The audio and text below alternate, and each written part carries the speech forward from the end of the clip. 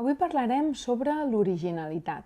Molts de vosaltres voleu ser originals amb les vostres obres i està molt bé, perquè és bo aportar una obra que parli sobre un tema diferent o que ho enfoqui de manera diferent. Com ho podem fer, això? Com podem ser originals? Doncs el primer de tot que heu de fer és informar-vos, llegir. Llegir tot el que s'ha fet abans que vosaltres, tot el que altres autors han fet abans que vosaltres sobre el tema del qual voleu tractar. Després ja parlarem de la forma, si cas, però com a tema, de què voleu parlar, de què voleu escriure, què s'ha fet fins ara sobre això. Si voleu escriure's una novel·la sobre la Guerra Civil, haureu de llegir-vos tot el que s'ha escrit fins llavors de la Guerra Civil. Si voleu escriure una novel·la sobre vampirs, tots els grans referents de novel·les sobre vampirs. I així en tots els sentits. No ho doneu per fet. No penseu, no, és que jo faré una cosa diferent. Bueno, demostra-ho. És a dir, tingueu com a referent i després busqueu una alternativa, busqueu una manera diferent. Però, si no, és molt probable que caiguis en el mateix.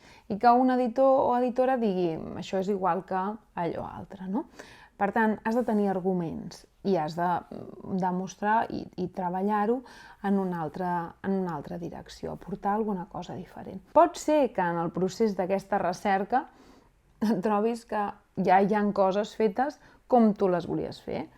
Benvingut, perquè si trigues potser 3 anys en escriure una novel·la, millor saber-ho el primer any que el tercer any, o que el 5è any que ho estàs intentant vendre a una editorial i ningú t'ho compra perquè és igual que aquell altre llibre. Per tant, no tingueu por de trobar-vos que ja ho han fet altres abans. És millor ser valent i enfrontar-se en aquesta possibilitat. La possibilitat de que ja estigui fet, doncs buscarem una altra idea, no passa res, n'hi ha 1000, però sí que cal mirar-ho bé. Per tant, és important, us deia, la forma, és important buscar referents de forma, referents de l'estil, no? Com en alguns moments parlàvem, doncs busqueu autors que us agradin i dels quals vulgueu copiar en el sentit de entendre com escriuen i integrar les bones qualitats que tenen en la vostra prosa, no? I també és molt important llegir altres novel·les de ficció que s'hagin escrit sobre aquell tema. Evidentment assaig, evidentment documentació que us servirà per fer-ho, però sobretot altres novel·les que s'hagin escrit sobre això. Per exemple, quan jo estava escrivint Goethe i Schiller, a part de l'estil i de documentar-me sobre la seva vida, vaig llegir-me totes les obres de ficció que s'havien escrit sobre Goethe i Schiller, perquè a mi el que m'interessava veure és com els havien ficcionat, quin període de la seva vida havien agafat, quin enfocament, quin punt de vista, com els havien mostrat al lector. En aquest cas hi havia molt poca cosa i m'ho vaig llegir, però clar, era molt poquet. Per tant, vaig desplaçar l'interès en no només la ficcionalització de Goethe i Schiller, sinó quins altres autors havien ficcionalitzat altres escriptors i com ho havien fet. Com es ficcionalitza, com es fa una ficció d'un autor? Què ens interessa veure en aquesta ficció? Per què, com a escriptor, ens interessa ficcionalitzar la vida d'un altre escriptor? I què hi busco jo en aquesta ficció?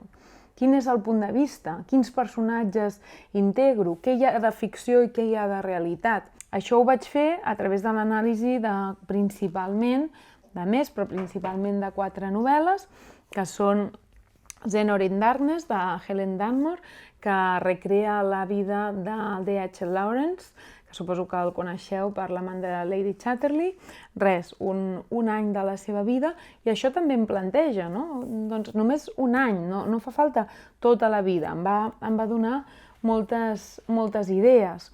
També Penelope Fitzgerald, amb The Blue Flower, que recrea una part de la vida de Novalis, un poeta del romanticisme, que segur que coneixeu, un període molt curtet també de la seva vida, molt intens, I també em transmetia doncs, com recrear i com arribar a un acord entre la realitat i la ficció, no? I com integrar la realitat sense que fos informació, sinó que realment fos mostrada. A Winter, de Christopher Nichols, es recrea els últims temps de la vida de Thomas Hardy i el conflicte, no? Aquí fa un joc de veus, un joc de punts de vista, que a mi també em va servir per integrar, perquè vaig pensar, doncs és interessant, perquè integrar més punts de vista també et genera més conflictes.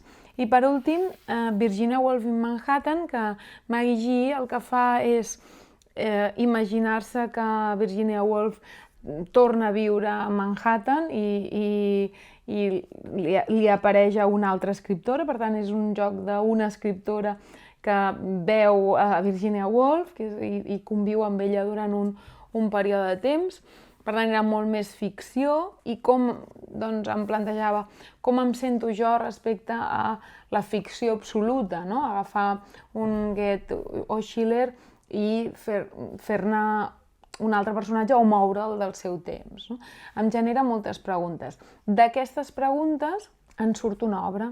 L'obra no surt de tinc molt clar que és això i soc rígid i ha de ser això del principi al final, sinó dels dubtes, de les preguntes, de les reflexions, de això m'ha agradat d'aquest autor, això d'aquest, mira, no m'ha agradat tant, per tant jo no ho faré, de ser humil, veure que molts altres autors han fet coses molt importants i molt bones en literatura, beure d'això i poder-ho transmetre en la vostra obra. Per tant, l'originalitat, sí, és molt important ser original, però sempre sobre l'herència d'altres autors, perquè no neix del res, sinó que neix de tota la motxilla que portem a sobre d'altres autors i altres obres. És molt important que entengueu que qui es llegeixi el vostre llibre és probable que li agradi aquell gènere de literatura, aquell tema del qual esteu parlant. I, per tant, s'hagi llegit abans tots aquests llibres que vosaltres haureu analitzat. No vindrà absolutament net, absolutament verge a llegir la vostra obra.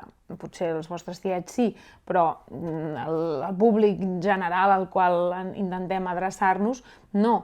És important que vosaltres el conegueu i que intenteu no trair-lo.